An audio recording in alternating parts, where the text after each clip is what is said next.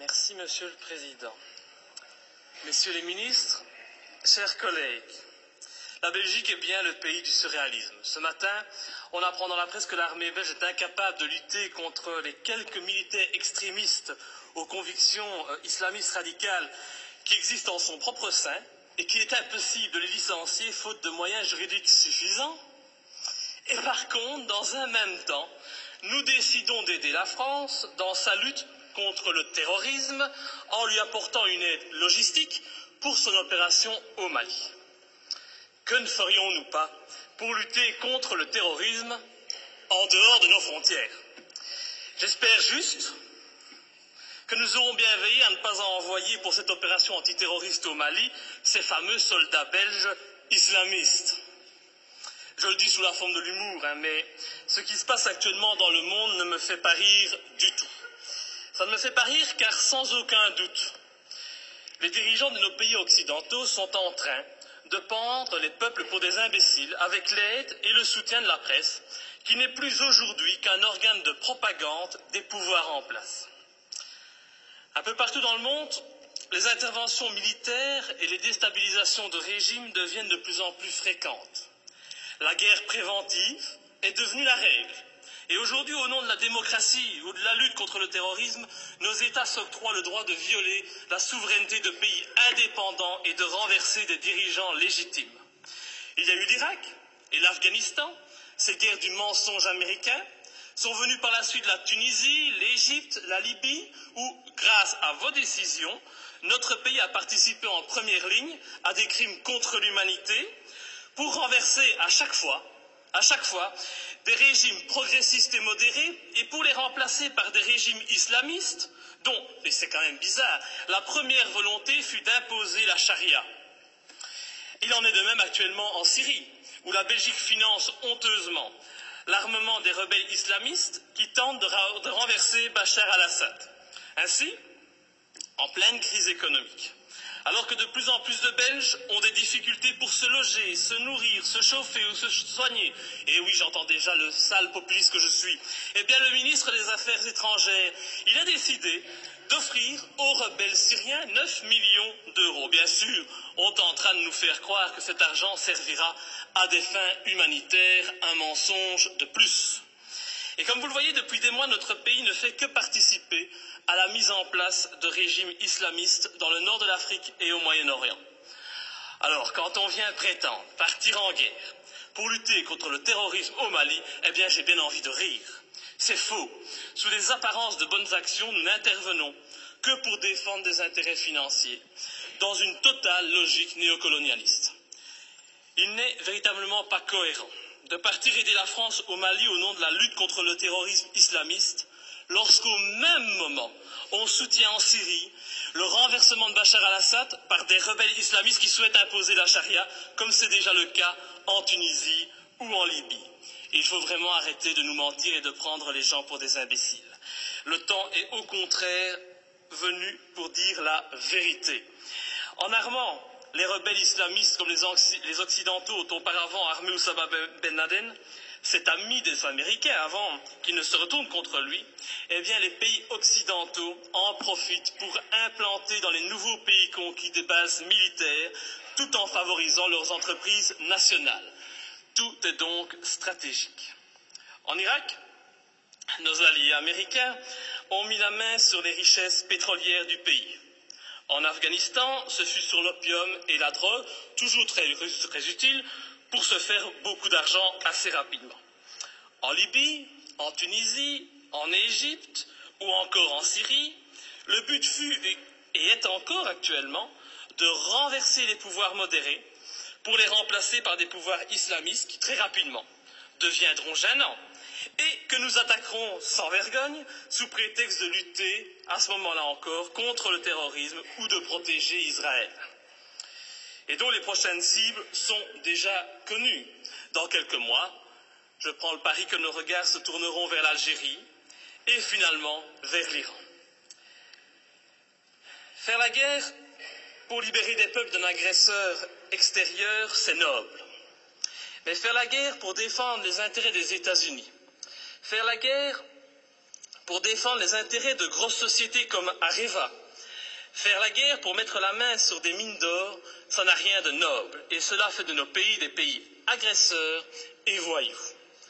Personne n'ose parler, mais qu'à cela ne tienne, je ne me tairai pas, et tant pis si ma lutte doit me faire passer pour un ennemi de ce système qui bafoue les droits de l'homme au nom des intérêts financiers, géostratégiques et néocolonialistes.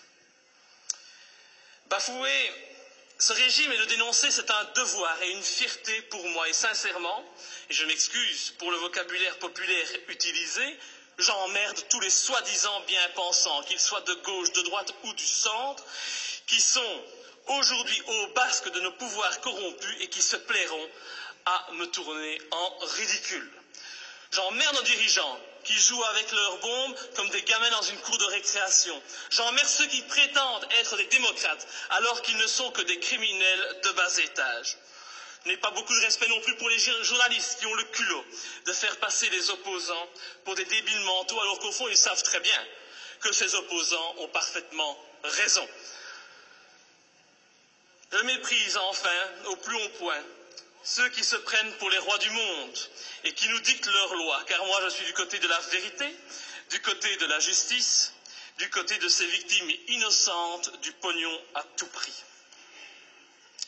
Et c'est pour cette raison que j'ai décidé de m'opposer clairement à cette résolution qui envoie notre pays soutenir la France dans son opération néocolonialiste. Depuis le début de l'opération française, le mensonge est organisé. On nous dit que la France ne fait que répondre à l'appel au secours d'un président malien. On en oublierait presque que ce président n'a aucune, mais aucune légitimité et qu'il a été mis en place pour assurer la transition suite au coup d'État de mars 2012. Qui a soutenu ce coup d'État? Qui en est à la base? Pour qui travaille ce président de transition? Voilà le premier mensonge. Le président français François Hollande ose prétendre mener cette guerre pour lutter contre les djihadistes qui menacent, ils menacent, rendez-vous compte, le territoire français et européen. Mais quel vilain mensonge! En reprenant cet argument officiel, tout en profitant pour effrayer la population, en augmentant le niveau de la menace terroriste, en mettant en œuvre le plan Vigipirate, nos dirigeants et les médias font preuve d'un culot inimaginable. Comment peut-on oser sortir un tel argument alors que la France et la Belgique n'ont pas hésité à armer et soutenir les djihadistes en Libye et que ces mêmes pays continuent actuellement à soutenir ces djihadistes en Syrie? Ces prétextes ne servent qu'à cacher les desseins stratégiques et économiques. Nos pays n'ont même plus peur de l'incohérence car tout est fait pour la cacher. Mais l'incohérence est pourtant bien présente. Ce n'est pas demain que vous verrez un Malien venir commettre un attentat en Europe.